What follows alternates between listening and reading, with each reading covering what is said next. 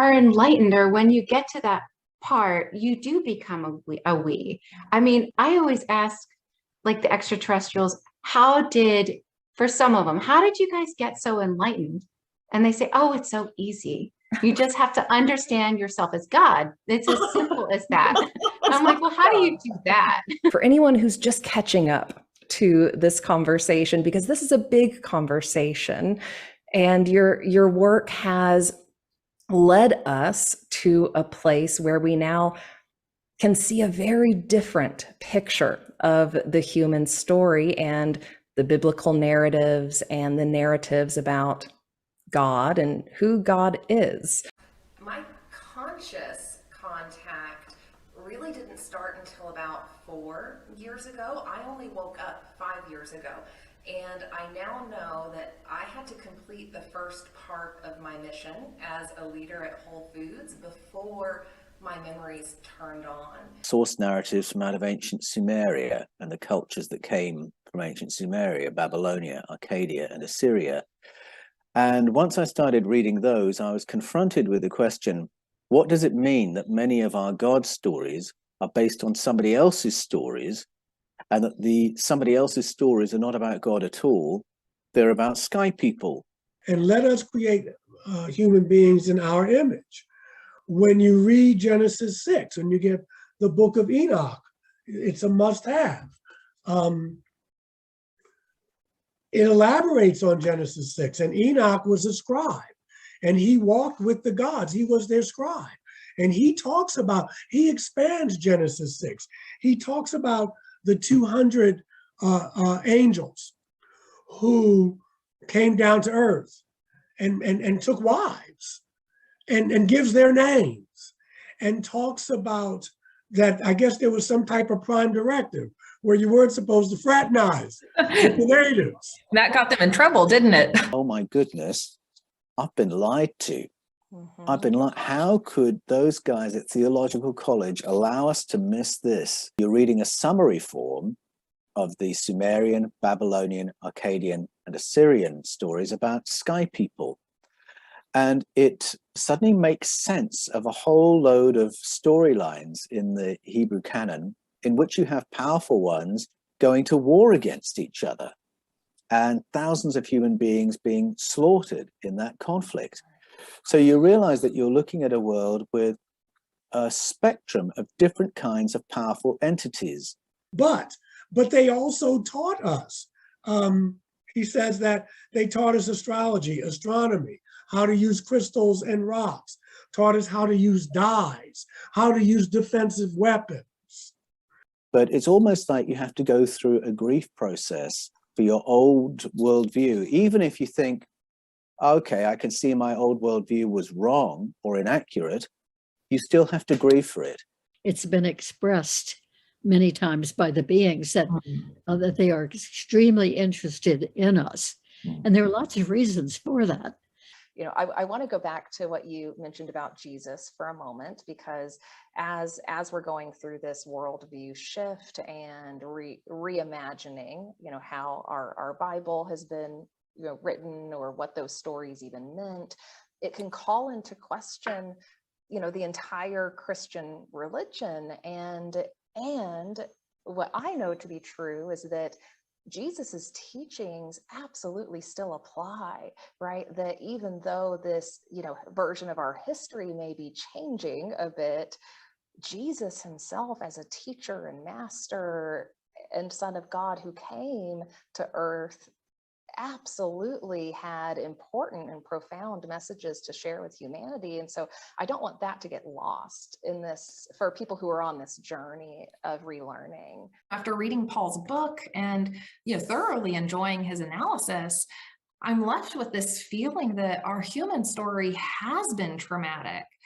Fast forward, you know, decades, and here he's producing this documentary about, you know, this decades-long experience of channeling this other being.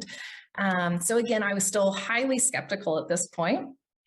And I had not watched a ton of stuff by Daryl and Bashar yet. I'd watched enough to think this is interesting. And some of the messages, you know, are a little outside of, you know, what I think someone could make up. Yeah. Right? Yeah. And so I was watching this documentary, still in a skeptical place. I'd ordered food for dinner that night because I was tired. So I'm getting food delivered. I'm about halfway through the documentary and I hit one of those skeptical moments where I think, I don't know about this. I can't do this. I've got work in the morning. You know, I'm a VP at Whole Foods trying to do VP stuff, right? And learn about all of this. And I don't have time for this. So I turn it off. Within seconds, my food arrives at the front door and I get a text message on my phone that says, your food has been delivered by Bashar. So I had to get out of my tribal thinking Right. as well, where it was only Christians who were connected with God in my Right. worldview. Now the whole cosmos is connected. But at first it feels like you're losing a father figure, Right. because that's been your image of God.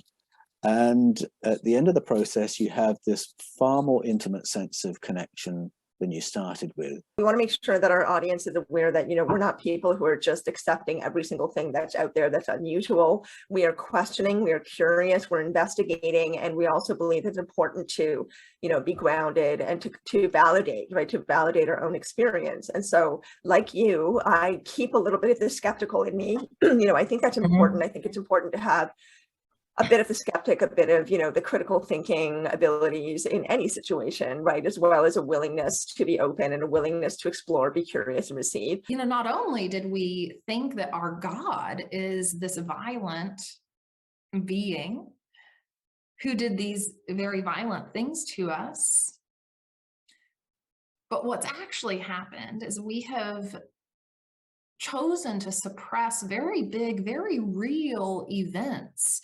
And then you reach acceptance of realizing we are all on a learning journey. Isn't it wonderful to learn new and truer things? And isn't it now about how do I live in this cosmos? How do I thrive in this cosmos? How do I connect with the cosmic source? The subconscious of her clients started providing additional information about the mechanics of existence, about metaphysics, about how our universe works. And she began even accessing really detailed information about our ancient history, uncovering hidden clues and missing pieces of our human story. And then things got even stranger in her work. So after a while, the answers from the subconscious of the clients switched from being a more direct kind of third person dialogue to coming from a we. You know, it was just incredible because I was literally in the conscious awake, pulled out of my window, completely couldn't move.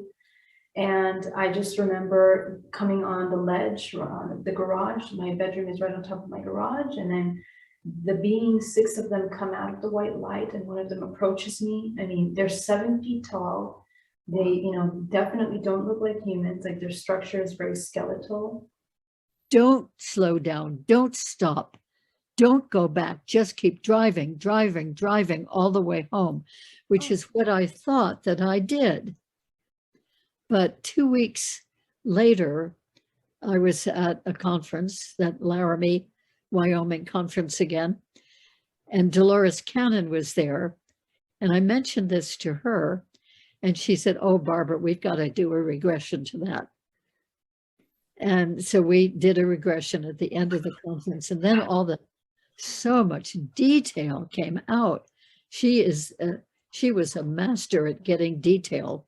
There's Canon regressing you. It's just making my whole day. Yeah. Barbara, did she write about this in Custodians? Yes. I feel like I was just thinking that. I was like, I've heard this story.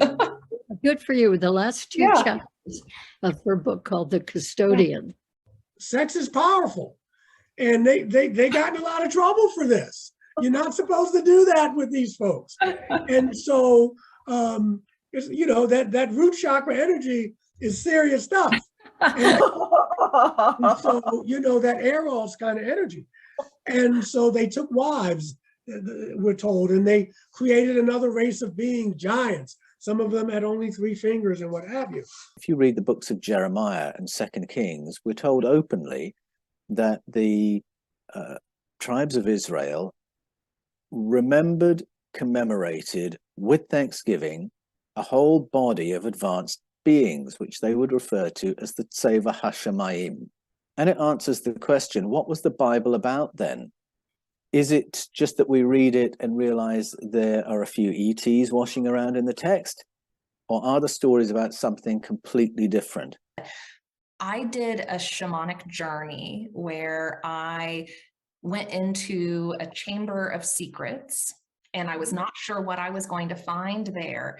And I found myself in the Great Pyramid, and I found myself going into the sarcophagus that's in the king's chamber, and the lid was shut. Then the lid was removed. And when the lid was removed, I was in a different pyramid on what appeared and felt like to be a different planet. And there were star beings there. Last year, I went through a regression with Barbara Lamb, another regression that helped me understand what that childhood dream was, and helped me understand that was not a dream. That was a screen memory for lots of contact that was occurring back then. And like Geraldine, it all makes sense now. Because I get the sense that they don't care about any of that stuff. They don't care about, appearances, because they don't really have a full physical body. It depends on what dimension or planet or wherever they are from, or here even. Some of them are quasi-physical. I have learned that when souls are conceived, when souls are created,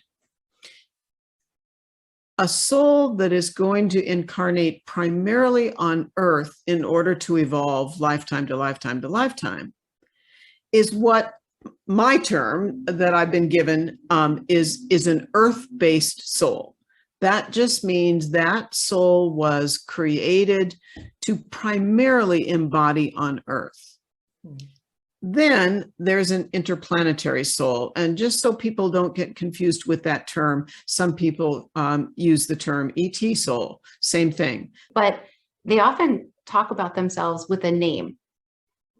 These extraterrestrial races or beings, whatever you want to call them.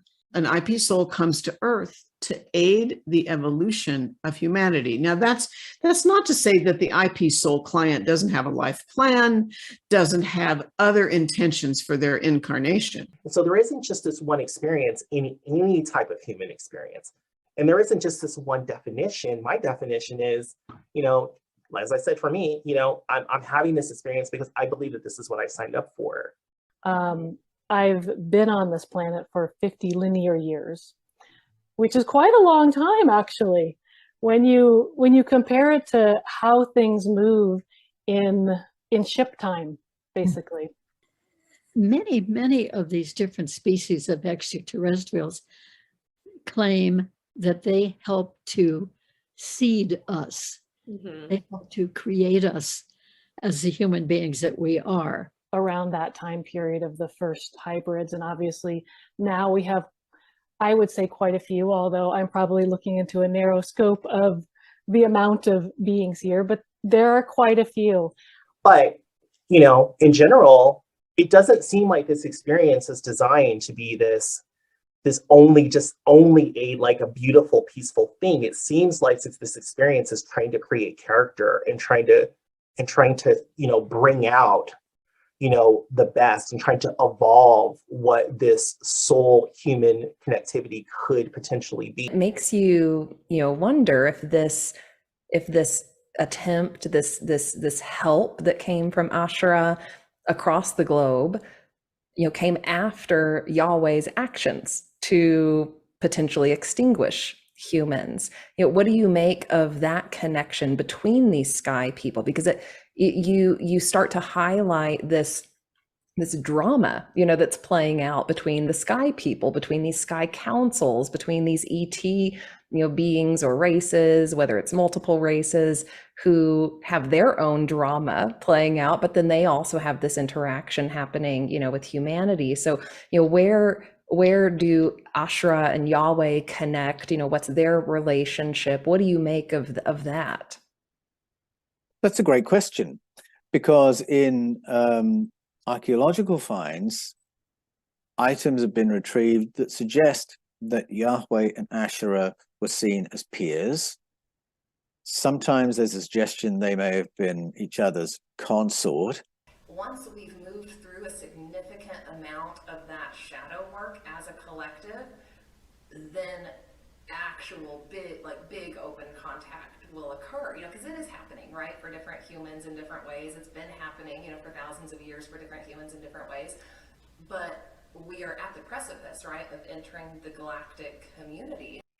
I found myself entering this certain chamber, and then boom, I was being projected through a wormhole. Like it was like, what's that movie with Jodie Foster, Contact? Do you remember that scene where towards the end where she's in the machine and all of a sudden her consciousness has been projected through this wormhole and she's just like, spinning through space. It was like that. It was just like that. It was wild. And I'm flying through this wormhole and then boom, I'm on a ship all of a sudden.